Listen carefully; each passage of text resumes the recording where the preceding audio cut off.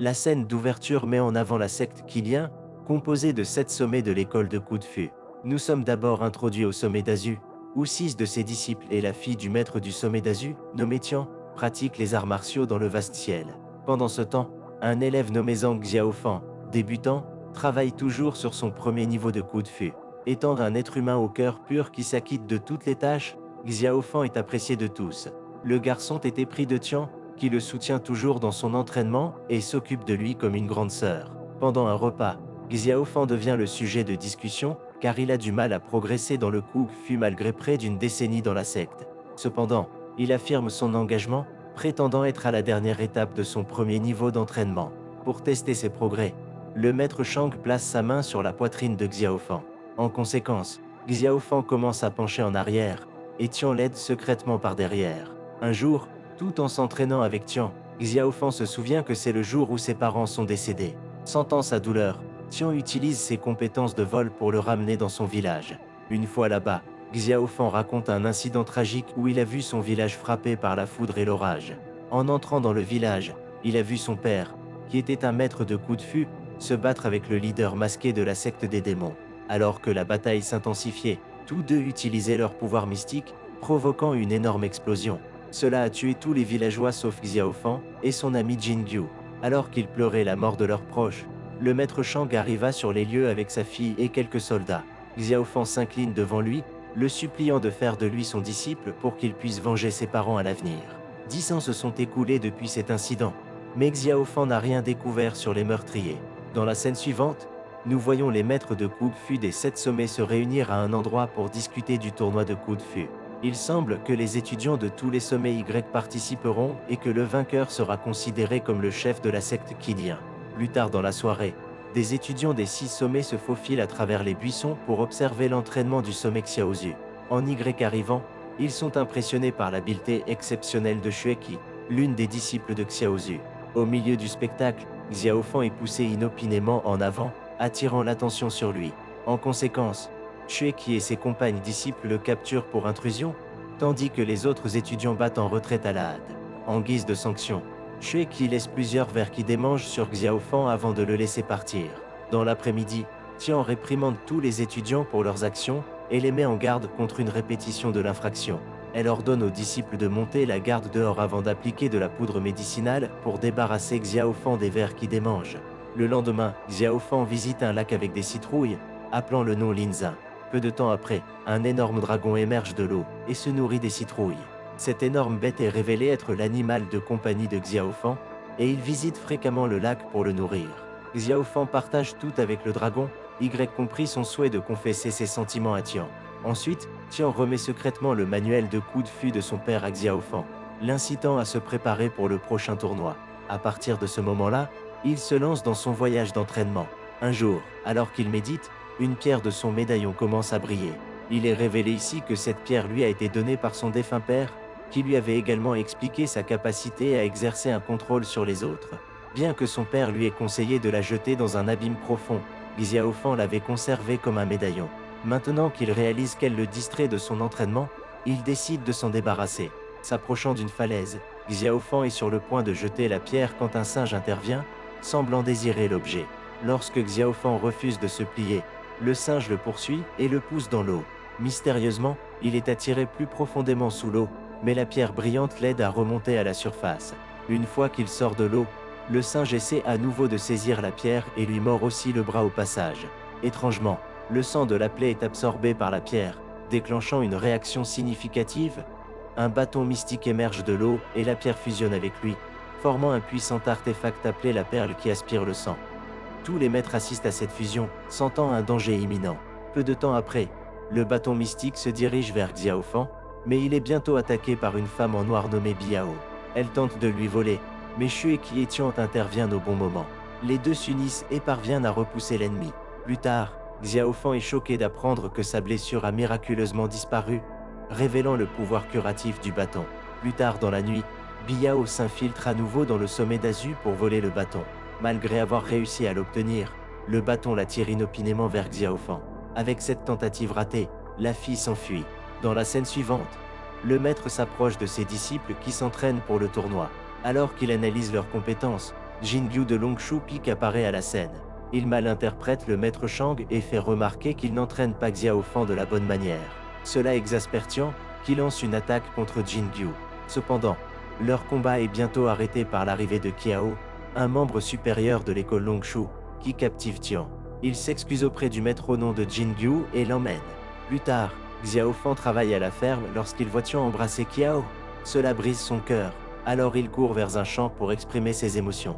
En arrivant là-bas, il voit Biao courir vers lui alors qu'elle est poursuivie par un groupe de soldats. Malgré son ignorance de la situation, Xiao Fan se joint à elle dans une évasion frénétique et la mène dans une grotte. En se cachant là-bas, il s'informe sur la raison de la poursuite des soldats, à laquelle Biao répond qu'elle a enfreint les règles de l'école. Après cela, Xiao Fan se confie sur son amour à sens unique, tandis que Biao continue avec ses tentatives infructueuses de voler le bâton magique. Après de nombreuses tentatives, Biao décide de rester là pour la nuit, et il chasse un lapin pour le dîner. Pendant que leur conversation se déroule, ils partagent des histoires passées l'un à l'autre. Biao raconte une expérience éprouvant où elle et sa mère sont tombées dans une grotte profonde et sombre. Après des jours sans nourriture, sa mère s'est sacrifiée pour nourrir Biao.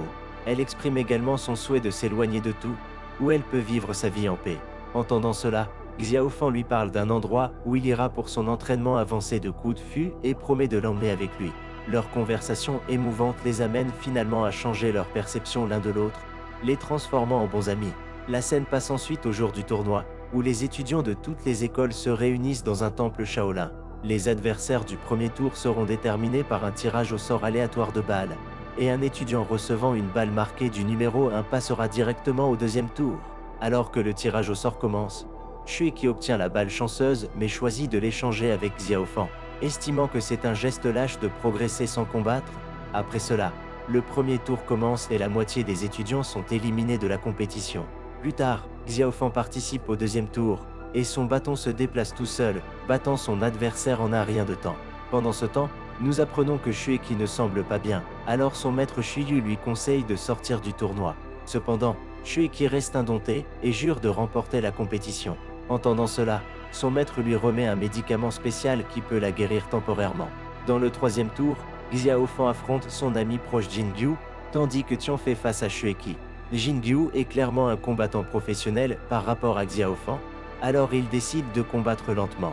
Au fur et à mesure que le combat commence, les mouvements autonomes du bâton commencent à troubler Jingyu. Cela le conduit à croire que Xiao Fan cachait ses véritables capacités, le rendant furieux. Il décide alors d'utiliser toute sa force et de combattre sans merci. Cependant, malgré ses compétences redoutables, le bâton de Xiao Fan s'avère dominant et finit par vaincre Jingyu. Le public, qui n'est pas au courant de la capacité du bâton, est choqué de voir cela et se demande comment Xiao Fan est devenu si puissant. Bien qu'il gagne, Xiao Fan est alourdi par la perte d'un ami précieux à cause du bâton. En conséquence, il se rend à une falaise et jette le bâton. D'autre part, une bataille féroce éclate entre Shueki et Tian, tous deux montrant leurs compétences exceptionnelles en combat. Cependant, Shueki parvient finalement à vaincre Tian. Après cela, Shueki est prévu pour combattre Xiao Fan dans la ronde finale du tournoi. La même nuit, Xiao Fan est approché par son singe de compagnie qui le conduit au bord du ruisseau. Là, il découvre Shueki gisant faible sur le sol. Il l'aide précipitamment et lui donne de la médecine. Il essaie de s'enquérir de son bien-être, mais cette dernière lui demande de se retourner et de ne pas la regarder. Le lendemain, tout le monde se dirige vers l'emplacement du tournoi pour le duel climatique. Avant le début du tour, le maître Shang s'approche de Xiao Fan avec le sentiment que la victoire ou la défaite est sans importance, mais il ne veut pas qu'il soit blessé. 10h51, peu de temps après, le duel commence, et Xiao Fan, sans son bâton, semble notablement faible. Mais malgré une avalanche de coups et de blessures, il n'est pas prêt à abandonner si facilement. À un moment donné, Shueki sort son épée pour le vaincre, mais le bâton de Xiao Fan réapparaît, contrecarrant son attaque. Au moment où il saisit le bâton, ses blessures guérissent rapidement, suscitant des soupçons parmi les maîtres observateurs. Après un certain temps de clash intense, les deux adversaires se préparent à leur coup final. Alors qu'ils se précipitent l'un vers l'autre, Xiao Fan remarque la santé déclinante de Shueki, le poussant à se retirer. Voyant cela, Shueki abandonne également son attaque et le bat d'un simple coup.